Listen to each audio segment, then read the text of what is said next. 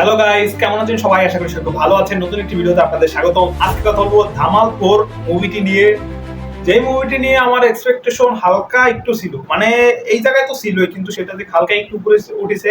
মানে welcome to the জঙ্গল movie ট্রেলারটা যখন রিভিউ করেছিলাম তখন আমি বলেছিলাম ভাই যে ধামাল 4 এর ট্রেলারটা অন্তত ভালো কেটেছে, কিন্তু ওয়েলকাম টু দি জঙ্গল হয়তো মুভি খারাপ হতে পারে, যে ট্রেলারটা নিয়ে বলেছিলাম। কিন্তু আনফরচুনেটলি ভাই, যে ওয়েলকাম টু দি জঙ্গল ভালো হয়েছে, কিন্তু ধামাল 4 ট্রেলারটা যেরকম দেখিয়েছে মুভিটি ওইটুকুই ভাই। কাহিনীর কথা কি বলবো ভাই, মানে এই মুভিটা আমার মনে হয় যে কেন বানিয়েছে সেটাই আমি বুঝতে পারলাম না। পুরো মুভিটা দেখেছি এবং কি বানিয়েছে সেটাই আমি বুঝতে পারলাম না। ধামাল মানে যে আগের পার্ট গুলো ছিল, ধামাল 1 একবারে যেটা প্রথম পার্ট ধামাল, ওই পার্টটা আমি এখনো ভাই দেখি, মানে যা অন্তত 20-25 বার এমনি দেখা হয়ে গেছে ভাই। ওই মুভিটা মানে যে কাল্ট ক্লাসিক একটা মুভি, বেস্ট একটা মুভি।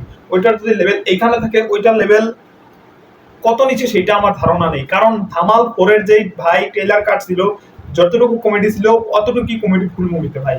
মানে কোনো হাসি পাচ্ছে না, কিছু পাচ্ছে না, ফুল মুভি। মানে তুমি একটা কমেডি মুভি বানাচ্ছ পুরো, মানে বলিউডের অর্ধেক ইন্ডাস্ট্রিকে নিয়ে, অর্ধেক ইন্ডাস্ট্রিকে নিয়ে তুমি একটা মুভি বানাচ্ছ, মুভিতে কোনো কমেডি নেই। যেটার মূল, মানে যে মূল তোমার কি ভাই, যে মূল হলো কমেডি করা, সেই কমেডি নেই তোমার মুভিতে। ফুল মুভি তো চলতে আছে, আমি শুধু ভাই আমার রিয়াকশন দেখে ভাই, আচ্ছা ঠিক আছে ভাই, এরকম একটা অবস্থা। মানে ভাই যাচ্ছে তো যাচ্ছে সিনের পর সিন, আমি ভাই দেখছি এরকম।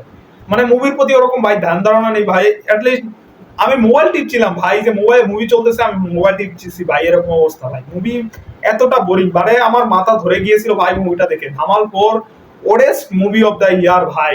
মানে ধামাল ফ্রাঞ্চাইজের একবারে ওরেস্ট পার্ট এইটা। এবং আগের পার্টে যেরকম দেখানো হয়েছে ভাই, ধামালের আগের পার্ট, সেই পার্টি এখানে টেনে টুনে খিসড়ে মিশ্রে দেখানো হয়েছে ভাই। 2.5 ঘন্টার মুভি মনে হয়েছিল ভাই টর্চার করছে। এই মুভির বিএফএক্স বলো, অ্যাক্টিং বলো, অজয় দেবগান কেন যে নেওয়া হচ্ছে সেটাই বলছি না। অজয় দেবগান ভাই তুমি গোলমালি ঠিক আছিল ভাই, এই জায়গায় থাকার কোনো দরকারই নেই। অজয় দেবগান প্লিজ তুমি গোলমালে ফিরে যাও, এই জায়গায় দরকার নেই। আর একটা শকিং চিজ বলো ভাই তোমাদের, শকিং চিজ হলো যে ভাই তোমার শেষে তোমার ধামাল 5 এরও অ্যানাউন্সমেন্ট করে দিয়েছে মেকার্স। কেন করেছে সেটা তারাই জানে ভাই, কেন করেছে। ধামালের ভাই এই পার্টটাই দরকার ছিল না, কেন সেটা আবার 5 পার্ট বানাচ্ছে। মানে ভিএফএক্স, পুর ভিএফএক্স, তারপর গানের কোনো তালমিল নেই, কাহিনীর কোনো তালমিল নেই। আমি জানি ভাই ননসেন্স মার্কা কমেডি হতে যাচ্ছে, মানে যে তোমার এই জায়গায় লজিক কোনো দেখাবে না, মানে লজিক ছাড়া কমেডি। তারপরও তো ভাই হাসি তো একটু আসবে, কমেডি তো করবে ভাই। কমেডির কোনো খোঁজ খবর নাই, কিচ্ছুর কোনো খোঁজ খবর নেই, শুধুমাত্র চলছে। শুধুমাত্র আরশাদ ওয়ারসিকে ছেড়ে দিলে মুভিতে পুরোটা মুভি বোরিং ভাই। তার কয়েকটা ডায়লগ যেটা ভালো লেগেছে, কিন্তু প্রত্যেকটা ক্যারেক্টার একবারে বস্তা মার্কা কমেডি। মানে অজয় দেবগানকে নিয়ে নেওয়া হয়েছে, মানে যে মুভিটা ডিজাস্টার ও মানে যে ট্যাগ পেতে বাধ্য হয়। মুভিটা একবারে খারাপের মতো খারাপ। যদি তোমার কি বলবো, দেখারই দরকার নেই ভাই। রিভিউটা করেছি শুধুমাত্র বলতে, ভাই রিভিউ করতে, যে কতটা খারাপ মুভি বানিয়েছে তারা ডিরেক্টর। এই জায়গায় মানে কি বলবো, বিএফএক্স এতটা খারাপ, গান এতটা খারাপ, বিজিএম এতটা খারাপ, ডায়লগস এতটা খারাপ, কমেডি এতটা খারাপ, এতটা খারাপ। এই মুভিকে 0 স্টার দেই ভাই, 0 স্টার।